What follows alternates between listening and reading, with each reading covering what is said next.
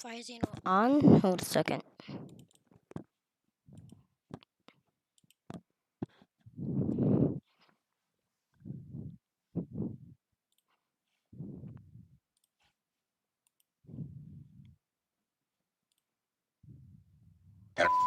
Nope.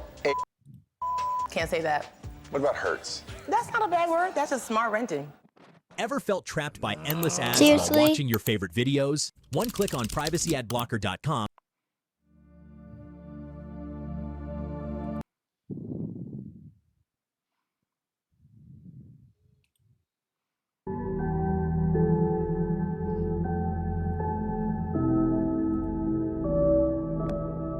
So,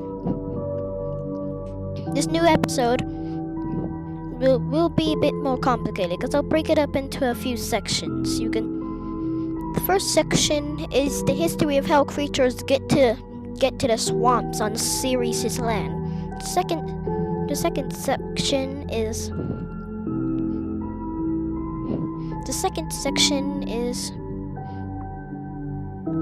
second section is how they evolve. Then the next section is the creatures. And the third section is me discussing creatures that will be worthy for land. That is the next episode. First, let's start with how to even get on there. First, we're gonna have to take a look outside. As you can see, this is the seireis mega ocean.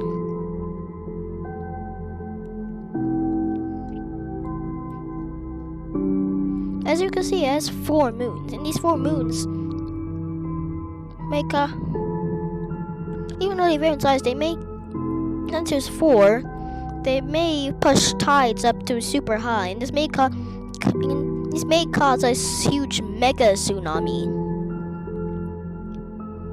which will flood the entire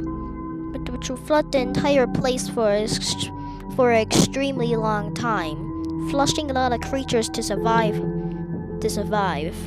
Once the flood stops, some creatures may get stuck in the huge mega river, which may be the backstory in how creatures made it to swamps.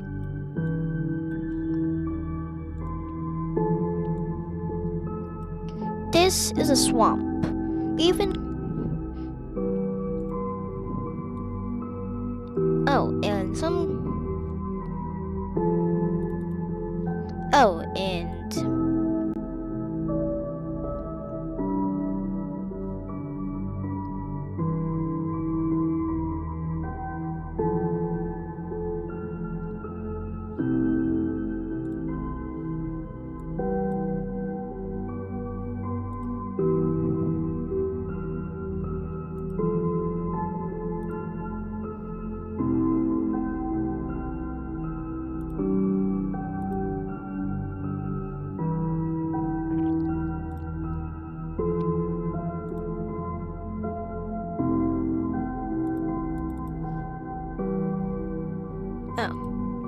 Okay. So as you can see down there,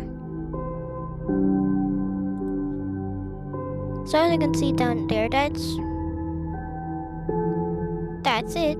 That's what it looks like. Some plants, but this may come to surprise to you, but some plants may start entering to land before creatures even get a chance. Of course, the plants will have to be orange. They may only surround the outsides for now, but we'll cover in the next episode how creatures are pulled to this place because they're interested in it.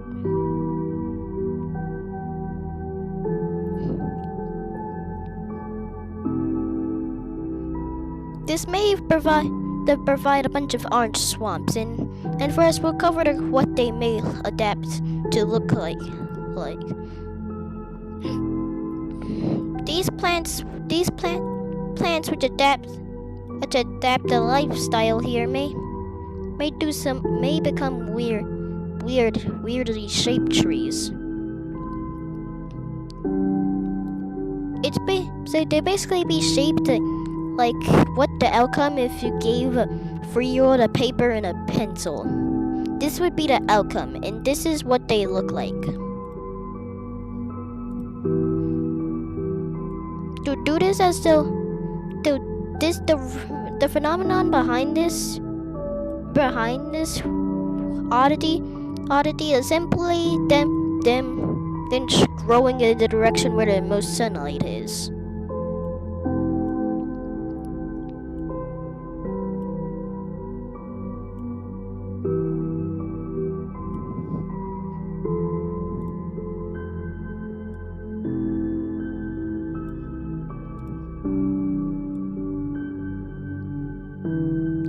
As this will allow them to basically be more successful, as they may, and some of them may, and on occasion they may even bump into each other and start wrapping around each other, causing a weird thing. And also, another weird thing that may happen is the appearance of bark. Bark is basically like the surrounding of a tree.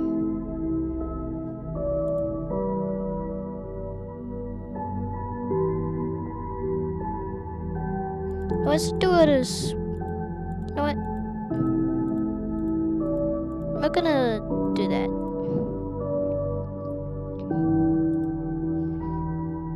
And bark is basically like the wood on a tree, so it's wood. This wood will be super interesting, as it's actually made from the material kelton that you can find in the sky, which they'll use this to reinforce their wood.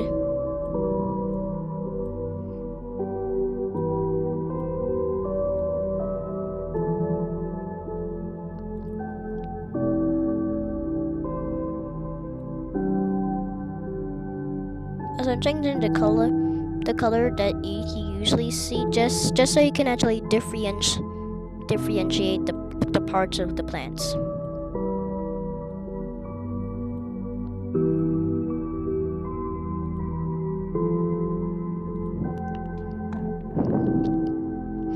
This plant, which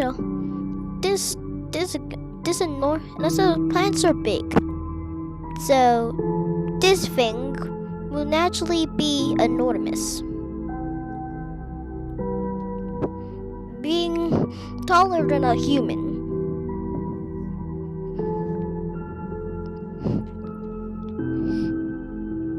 As I'm coloring the background brown to show that they live on land. I'll be calling these creatures Goobazoa. Wait, no, not Goobazoa.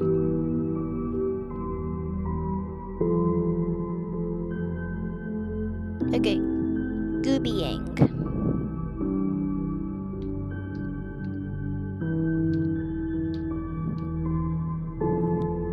The Goobyang will serve as the land ecosystem.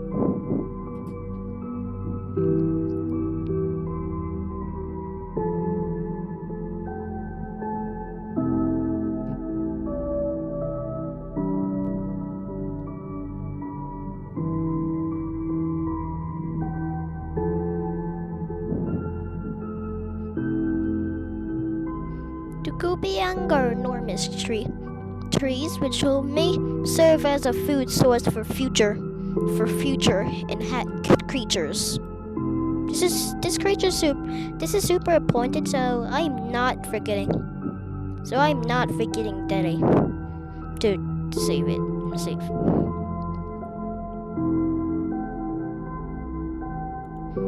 Anyways, time to freshwater. The creatures that actually get washed up in freshwater environments will include the following. which will include the following creatures.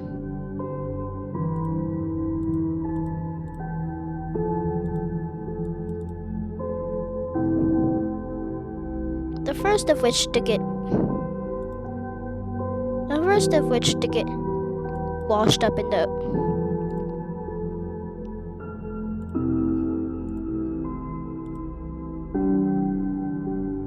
first creatures to get washed up here will be the gangster-forms. The water may be deep enough to conceal their body. Another creature that may get washed up is a predator. The carnograptids may sprout the waters. And finally, where is it? I'm trying to find it. And another creature to get washed up here, maybe. No, I can't find it. I can't find them. Trying my ultra form should not be washed up there. They won't even fit.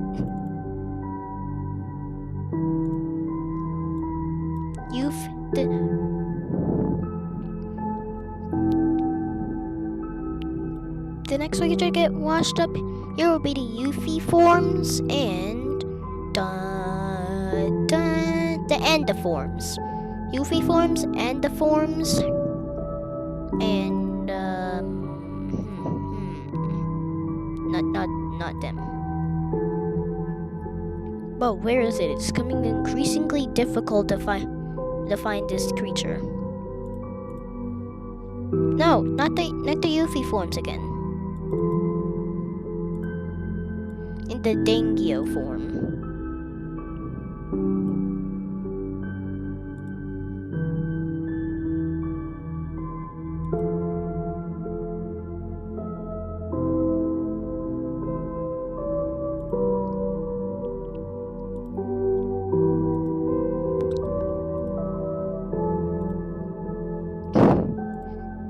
The long-legged creatures may approach for something. May approach for a different approach.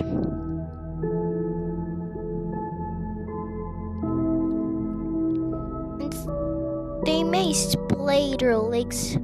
They may splay their legs out significantly. They don't have to deal with drying up when they get to a body of water that's too small to conceal their full body.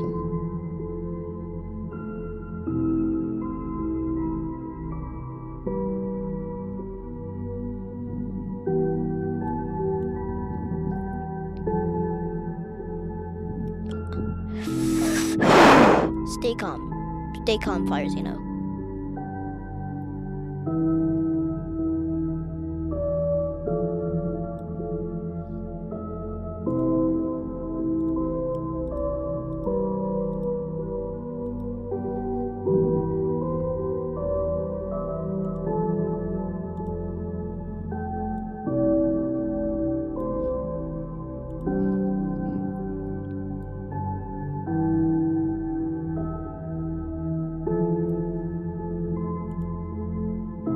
They may feed on aquatic plants, which will get washed up here.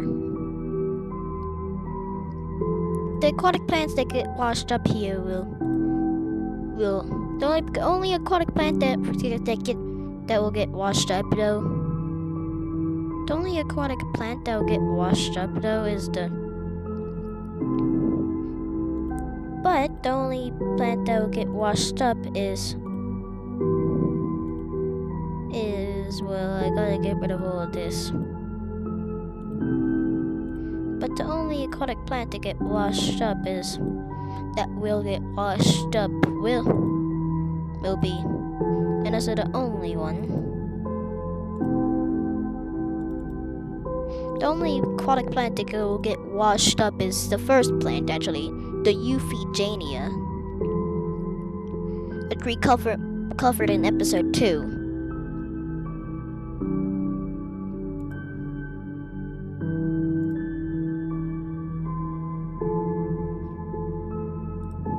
They may feed on those. In a sense, they're in the same habitat as the original apex predator of the ocean. They may evolve a peculiar defense.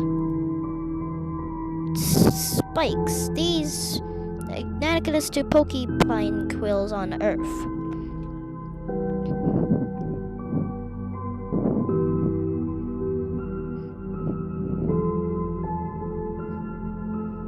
They may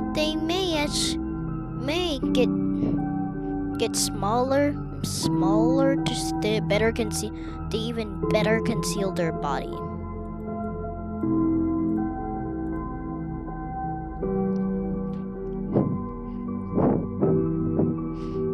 We'll call these creatures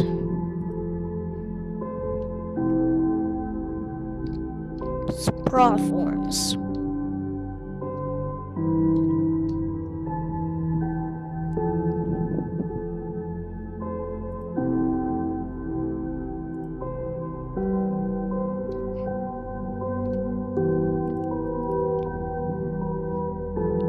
Say goodbye to the word sproforms.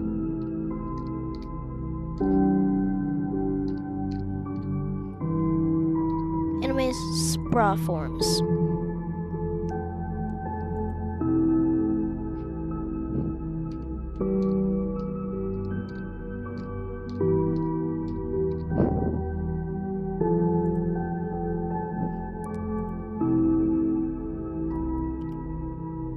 Another creature to evolve may be an interesting one indeed.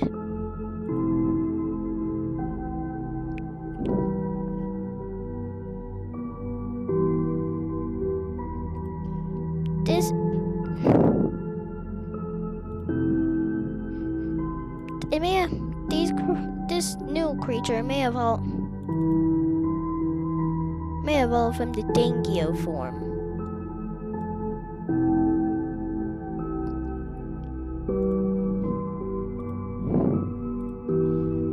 But they may evolve something interesting. But they may evolve an interesting form of defense. As they want to be able to protect themselves from the massive carno rapids which will prowl the freshwater environment.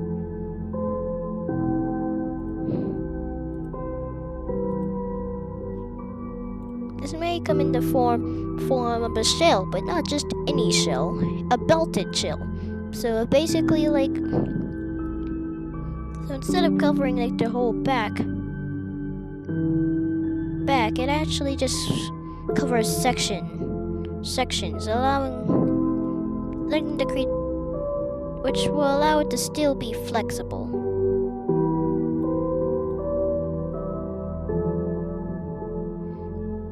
This band, it will function as a banded shell. They may even be able to curl up into a ball when need be.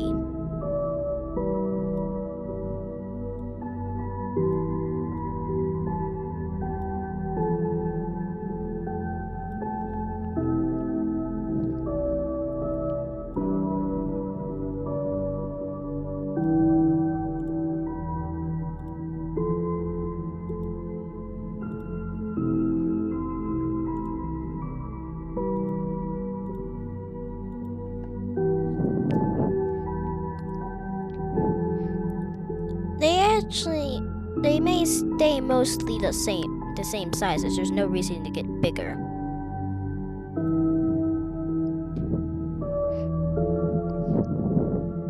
We'll call these creatures. Well, this will be the first name plus. This will actually be the first name plus creature's name plus the first name plus thing. So we'll call these creatures. Well, we need more space. The bandage shell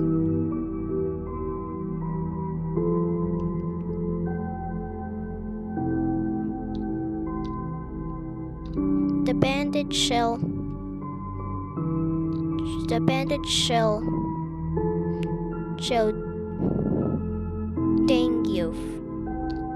dangioform.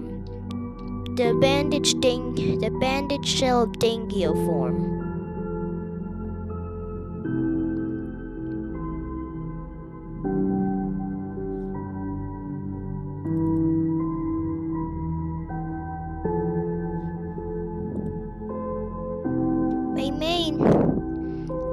Right here, I'm just putting it for short.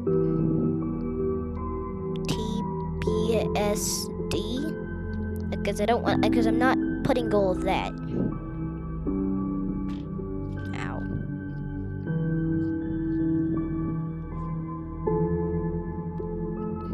Banded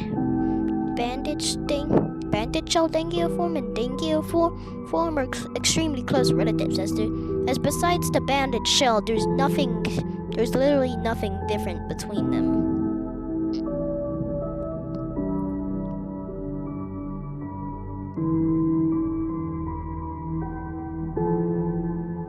Anyways, now it's time for the carnograptid's turn.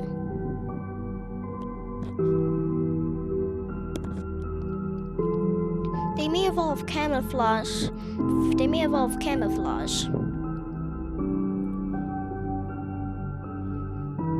evolve a sneaky form of camouflage. They may do this by becoming a murky green, the camouflage. They may even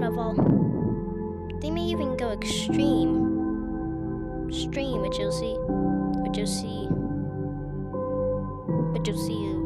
when I'm finished drawing that outline.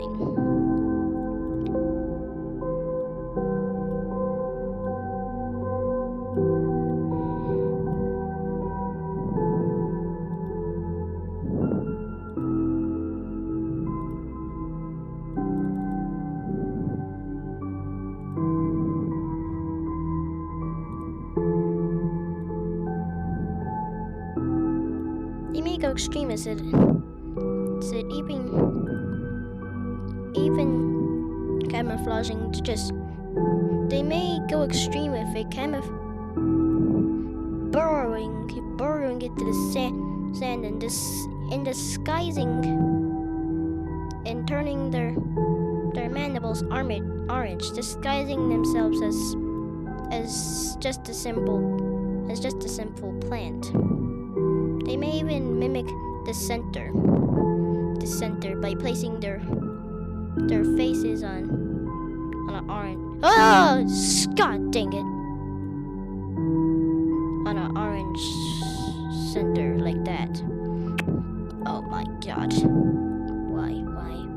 Stop! All I want to do is make it figure, and it's freaking out.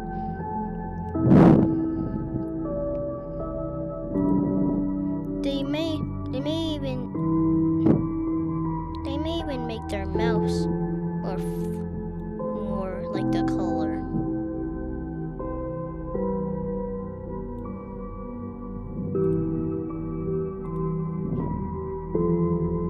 This is extremely well played out a form of mimicry.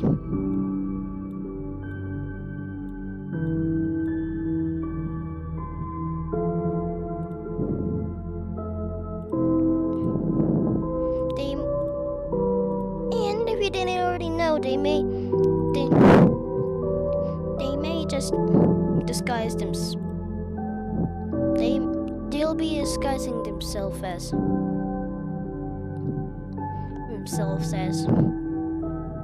they'll be using ambush tactics as they're heavily camouflaged. They may even do something extreme.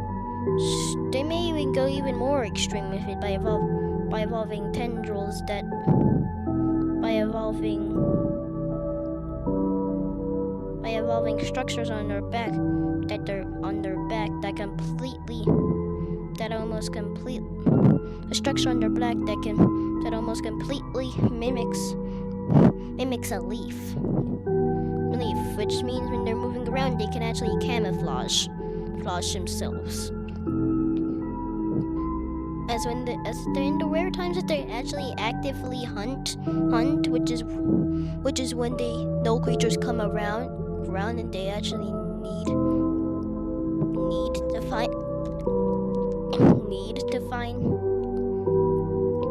find something they like.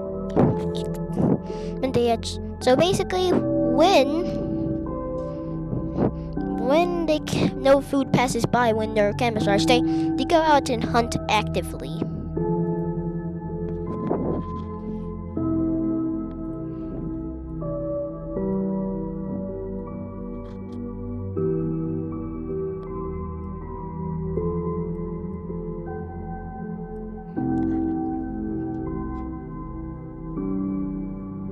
So when they go out and hunt actively, they do go out and hunt.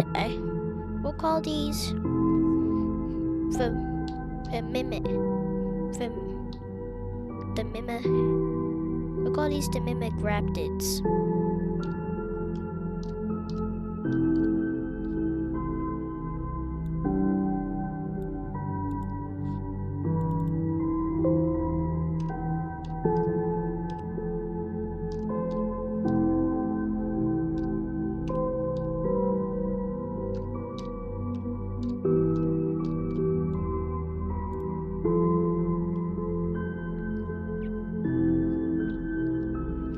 The mimic raptids are actually the most specialized aquatic species ever, as they heavily rely as the mimic raptids heavily rely on camouflaging themselves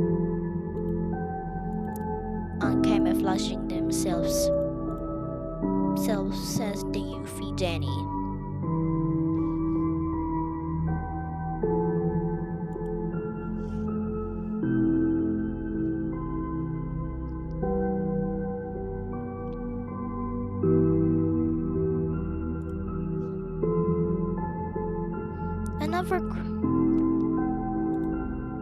Another creature may evolve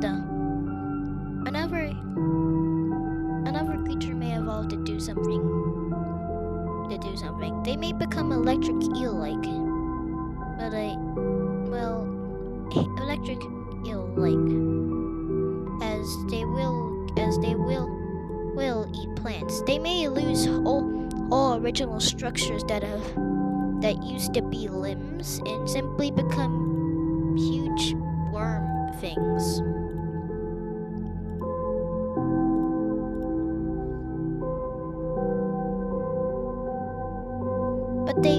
But the crazy thing about them is that they'll actually complete the electric eel transition and emit electric discharges.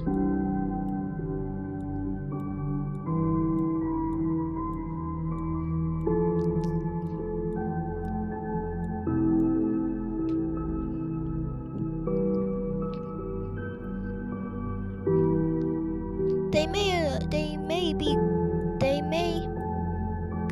get much bigger. Maybe get as big as an average python. Okay, I'm starting over. Is that a stick figure? That stick figure's not a stick figure. That's a figure.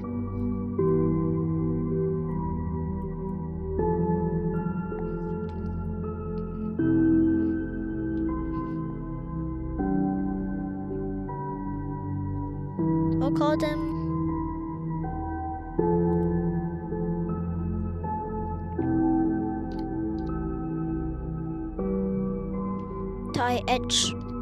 Tietriforms.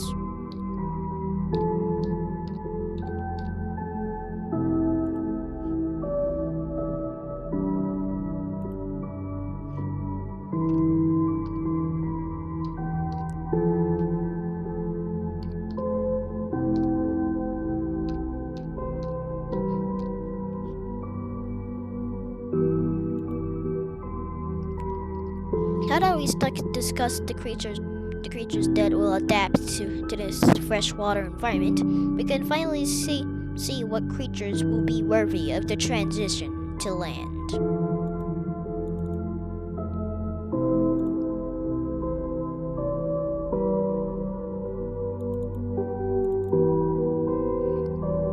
First, let's go eliminating some candidates. Carnal graptids are eliminated because they're heavily reliant on watery prey and their fast speeds, and they're simply so most of the pterographid families would be disqualified. But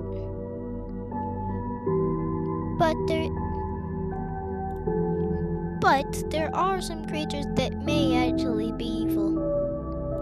Anyways, the megaforms are abyssal creatures. The megaforms live in the abyss and just can't.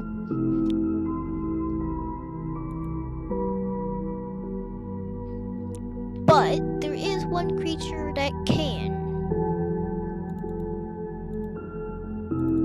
You may be confused of what this creature is. Guess it? The Dangioform.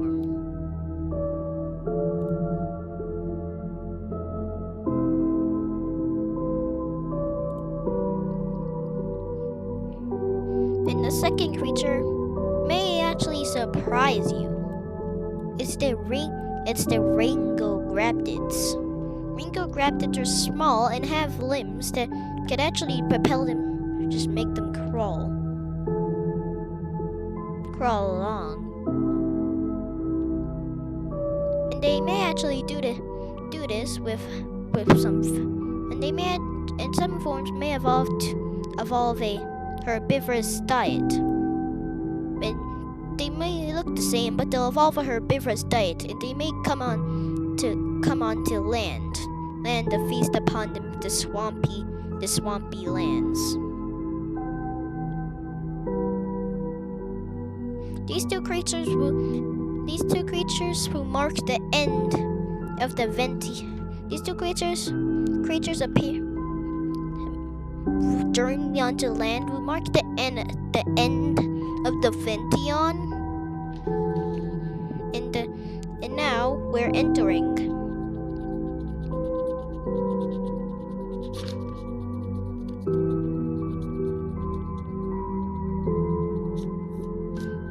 we'll be entering the Zention.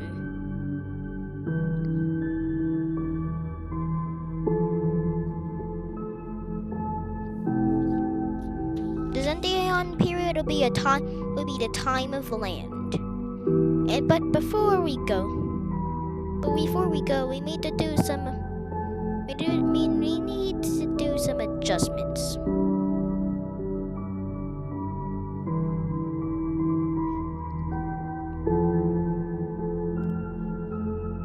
These adjustments require adjustments to how the planet looks.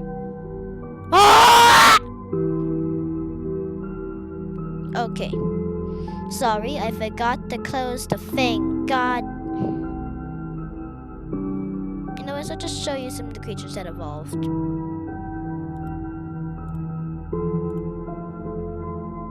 Since we weren't able to look at them.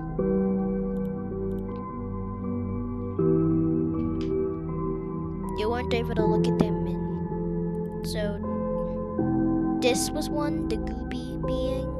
I think I actually showed you that one. What's another one? The Mimigraptids.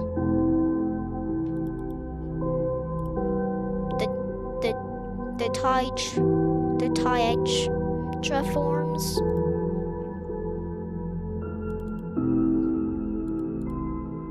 No, not them.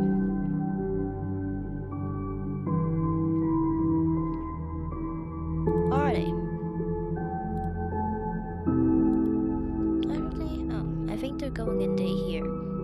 We don't need these in here.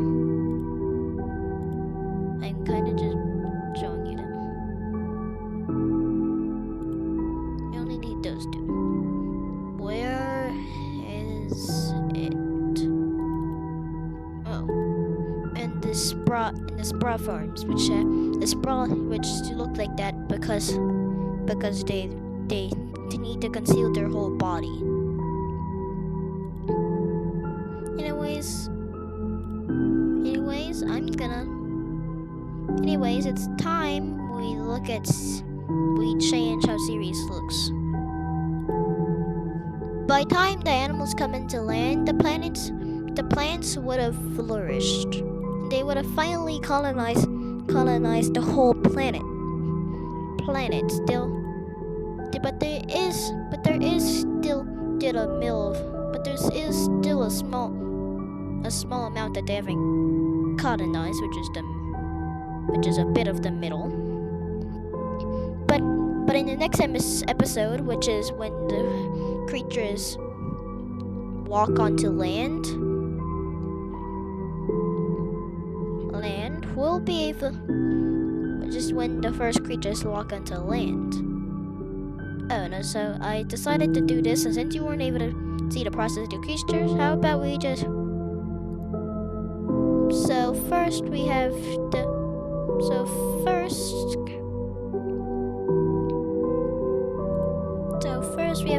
Dingio form. You know what? I'll do that next episode. Fire's out, and hopefully you're here when the first land episode comes out. Fire's out.